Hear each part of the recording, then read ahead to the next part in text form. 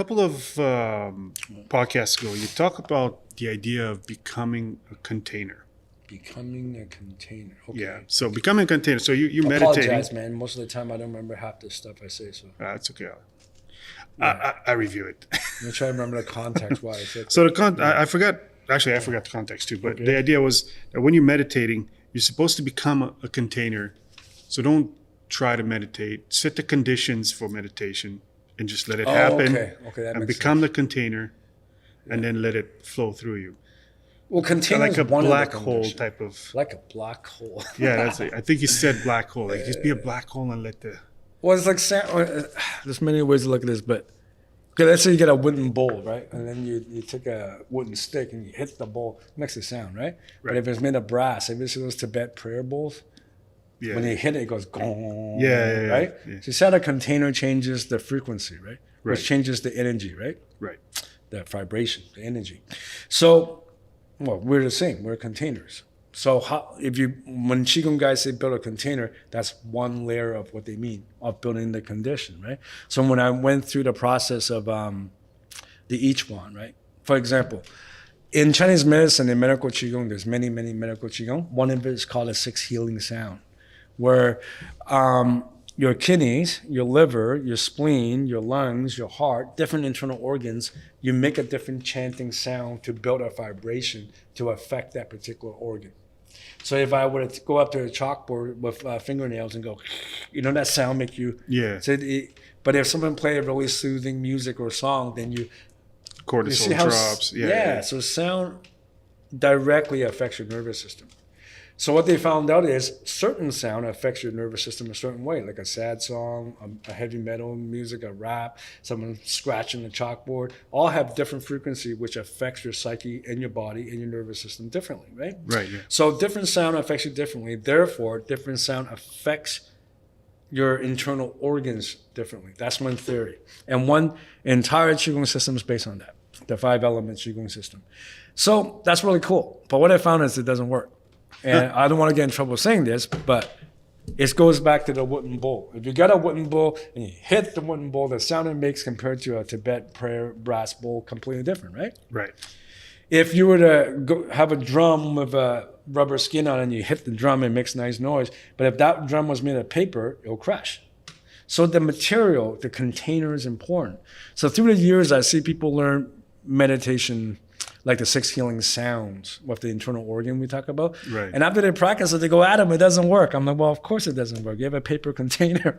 Oh, that makes So without perfect building sense, the container, you're wasting your time. And people don't want to tell you this, right? But of all the Qigong system in China, most of the top Qigong masters, when they ask, okay, if you only got 1 hour to train in Qigong, what would you do? Anonymously, they say post-training. You know why? Because it's the container. Because it builds the container, yeah. Because without the container, whatever system you throw at it, it's just not going to work. And they don't want to say this because no one wants to post-train. It's better to sell Iron Shirt Qigong, 6 Healing Sound Qigong, all these different Qigong cells, right? But if you go, hey man, all we're going to do is post-train, people will quit. But that is the backbone. Without the container, I'm not saying it's the best, I'm saying it's a container. Without the container, all these sounds you throw at it is not going to work out. So the container is really important. And let me be very clear about, I'm strictly talking about Qigong, which is not saying, is it okay if I go into the definitions? Yeah, I'm sorry, but for sure. I'm trying to clarify this as best as possible, man. I apologize. It's going to take a bit. Okay, so basically, you have Senggong, and then you have Menggong. Senggong, there's no good translation of this. Would be the closest translation to this would be spiritual work. I hate that word because it's so loaded. Because I don't mean religion. Spiritual work. Energy, chi, that kind of No, stuff. not even yet. Not even. Oh. So let's just call it spiritual work, right? Okay. That's Senggong. Try to remember that word. And then Menggong would be anything that betters your physical health, right? Okay. So one's physical, one's spiritual.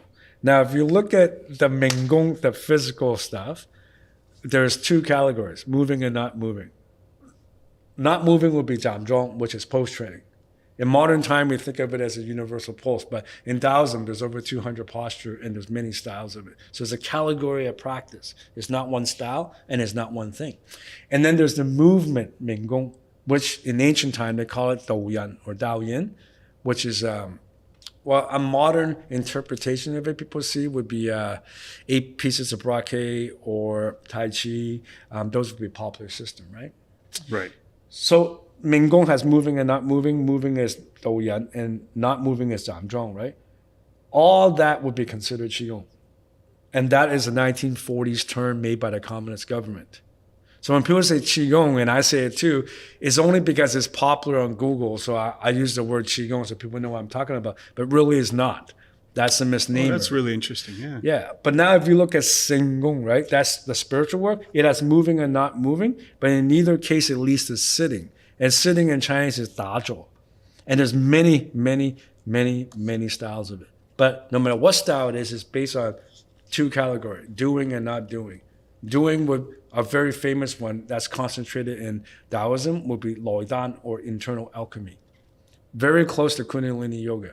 Right? And then there's a non-doing practice, which has many, many lineages. The Heaven Mountain, sitting and forgetting, guarding the one, the Nei Yi, the Lao Tzu tradition, the water tradition. So there's many, many, many traditions. Now, when you talk about building a container, we're strictly talking about, for that conversation, the Minggong physical part of Zamzhong. And I'm saying without that, no matter what sound you throw at it, and all Qigong is based on sound, even if they're not making sound, it's internal vibration, right? No matter what sound you throw at it, it's not going to work. You don't have a container. So when people say, Qigong doesn't work, I tried it. I'm like, what, did you post-train first? No? Well.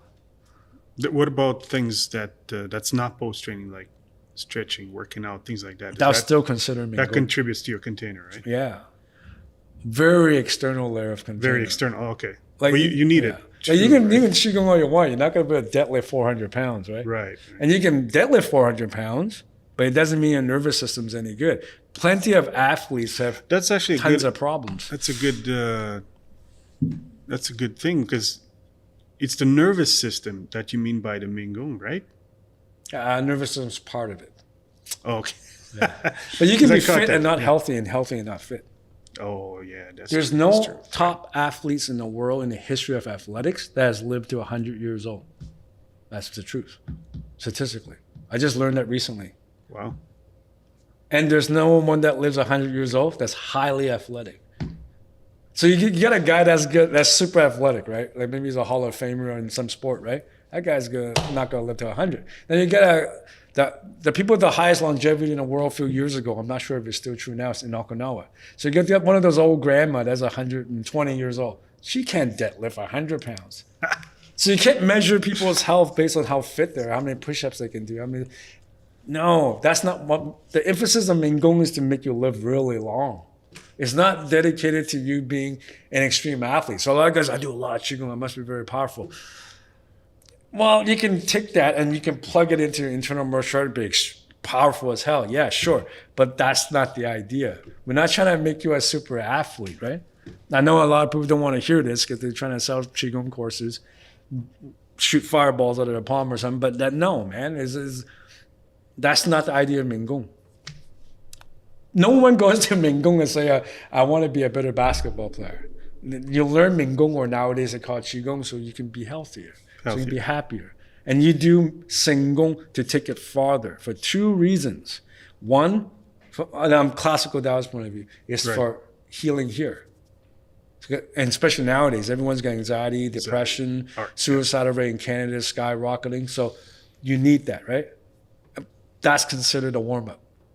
That's why I think Taoism's hilarious. The way they lay things out is like, what? It totally, when I first learned about it freaked me out, because if you go by the ladder, then the Minggong is not about athletics, it's about longevity, right? Right. And then if you go to the Qigong, it's about emotional, spiritual healing. Let's call it emotional healing. But that is a preparatory phrase for making peace with death. It's about death. As Carl Jung, the great psychologist, said, the first half of life is about developing your healthy ego. Learn how to make a living. Learn how to take care of family. Learn how to be a good brother. Learn how to be a good friend. Learn how to be a good husband. Learn how to be a good man. Take care of your wife. Raise your children right. Build your career. Competence, competence, competence. Ego, ego, ego. Healthy ego. Healthy. You right, need right. that so you can function, right? Second half of life, you said, is about making peace with death. That's why midlife crisis. Because this is not going to solve that, and that will not solve this, right? There's a time and place for everything. Because look, when you're 50 or 60, your kids went to college. They left already. You're an empty nester. Your wife, maybe she's dead. Maybe you're together. It's not the same love affair. Maybe it is. Maybe it's not. Maybe it's just a friendship. You don't know. Your friends, a lot of them are starting to drop dead. That's just life. You get to that age. It's about you making peace with your mortality and death. And that's the highest rate of suicide in Canada after midlife crisis.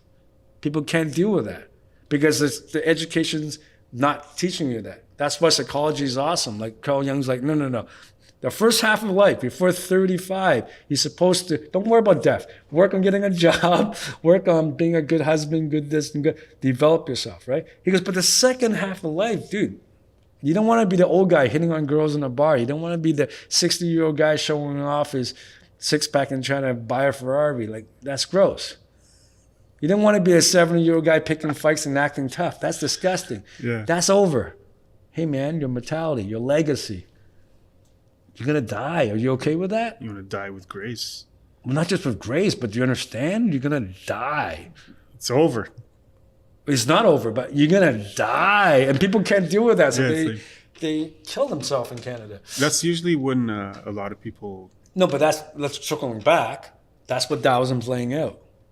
And then Carl Jung just kind of reinvented the wheel and wrote a billion books about it and then become the founding father of psychology. But Taoism's like, yeah, okay, first longevity, emotional healing, death, spirituality, making peace with whatever is up there. Okay. Why? Which is very different than Buddhism. Buddhism is like, let's start here. Like, they don't do Qigong, right? They don't. They only do Qigong traditionally. That's why you see a lot of Tibet high-level monks. They're meditating all day, 24 hours a day, and they're amazing people. Like the Olympians of meditation, right? But when you see them walk, they need a wheelchair. They're like, oh, they can't even do one push-up. That's an example of only working on Qigong, but not Qigong. But then you got people that only work on Qigong, the Qigong stuff, but they don't do that sitting spiritual stuff. So they post-train all day. They're healthy. They'll live till they're 80, 100 years old. They're still dickheads. They still pick fights. They're still anxious. They're still depressed. Yeah. They still try to have something to prove, right? They still got something to prove. They're still afraid of death.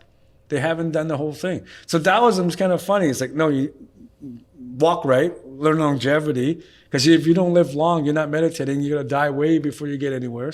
Longevity, eat right, sleep right, do your Qigong, build a container, blah, blah, blah. Emotional healing. We all got trauma. Deal with it. Okay. What do you live for? What do you die for? What happens? How do you make peace with all that?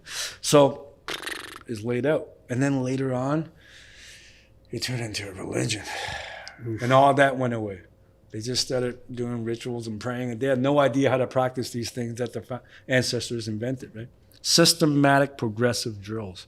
Not talk, not philosophy, not rituals. Like they turned it into a menu. Instead of eating the chicken, they're starting to just look at the menu. We're back to the chicken and the menu. Yeah, that'll never go away, man. But yeah, I hope I don't know if I did an okay job, but the way I laid it up, that was what they were trying to get at, right? But one thing before the other. If you're like, you're like 20 worrying about this, it's like, no, worry about getting a job, develop social skill. Like Carl Jung said, you're supposed to develop a healthy ego in the beginning. You know what I mean? Make mistakes, learn from them, all that stuff. But you got to know when to stop. At a certain age, it's like, okay, that's over. Now let's work on this. But if you haven't gotten the foundation, well, how are you going to work on this? The whole thing will crumble. Does that help with the container? It's like, that's the idea of the container. It makes perfect sense now, yeah. Look, you got to place it in something, so. And it applies to so many things. Yeah. But the internal martial art, and I'm not knocking it because I'm a martial artist and I love martial art. Of that progression I just said, they took the Qigong part and ran with it so they can pick fights and attack people and develop ways of killing people. And turn it all romantic later on that they're saints. But no. They didn't do the rest of the part, right? So you gotta do the whole thing. It's a full circle. Without Ming and Sing, if you only do the top part, you'd be the guy that can't even walk down the street and you're screwed. With just the bottom part, you haven't really. You're still going to be angry and trying to prove something. All the human suffering you carry, you continue to carry with you. But it's not black and white. Professor Gung said when you do Ming Gong, it's 70% developing your Ming, but 30% your Sing. If you do Sing Gong, it's 70% developing your Sing and 30% your Ming. It always carries the black with the dot of white and the white dot of black. So even if you do just pure pose training, you don't care about spirituality, you'll still get 30% of that benefit anyways. And if you do sitting, even though you can't walk, you're still better off than most people. You still get some energetic stuff compared to most older people that's really not doing too well, right? Right. But then if you drop it even lower, forget about Taoism, Qi Gong, Ming Gong, then you should run, lift weights, do your cardio. That's important too. So if you look at have some friends. Container, have some friends. Social circle. All this stuff, right? So it's a hermit tradition though. Oh. It's like, okay, man, this is how a Taoist teaches in the old days. I wish they still do that now, but you go to them and you're like, hey, I want to learn blah, blah, blah. Assuming that somehow you get accepted as a disciple, which is really rare, they'll be like, all right, do this. And so they layer it out like the way I just laid it out, but much better than the job I can do. And they go, okay, we're going to do this part, right? And you go, okay, this is what you do. You get it. Yeah, okay, now go away. That's how it is. So you go away and you practice for a year, 2 years, 3 years, whatever long you take for you to think you got it. Then you go back and you go, hey, check this out. And the guy's like, no. Fix that. Go away. And then you go away and you try your best to fix this thing. And then you go back. And then maybe after a few loops, the guy goes, you got it. All right, next thing. Now you do this one, this new one. Go away. And then that's how it was. No Sangha, no support group, no community, no one holding your hand, no compliments. So that's what Taoism historically had the lowest success rate. They had the lowest amount of students. On top of that, there was a rule. One guy was only allowed to teach one guy.